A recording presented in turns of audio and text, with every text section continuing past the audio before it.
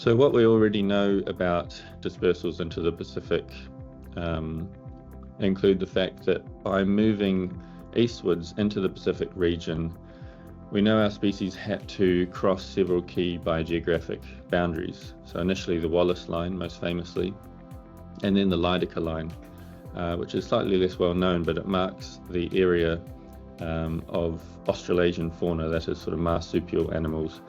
And so by moving across the Lydecker Line, moving east into the Pacific, people encountered totally unfamiliar new animals and a landmass that would have been radically different to today compared to today. So that is that New Guinea was at the time connected to nearby islands as well as Australia in this massive landmass called Sahul. So although temperatures were kind of compressed by a few degrees even along the equator, and this is especially the case for the higher elevations around the highlands of New Guinea, we do know that these environments would have still retained some of the tropical features that we see today, such as tropical forests and so forth. So people were moving into these tropical islands and continents.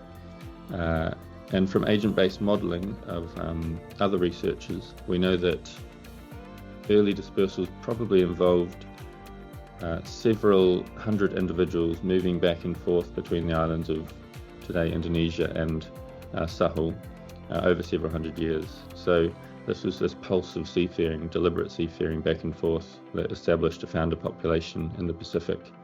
We know from other sites in the New Guinea highlands that people had, upon reaching Sahul, upon reaching what is today New Guinea, very quickly dispersed from coastal areas up into high altitudes, even sort of subalpine grasslands, which would have been quite cold at the time.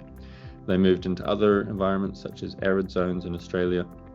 And so after initial dispersal, people relatively rapidly dispersed into an array of different ecologies. And there they were using different types of tools such as wasted axes. And the implications for this in terms of how they were making canoes we could talk about.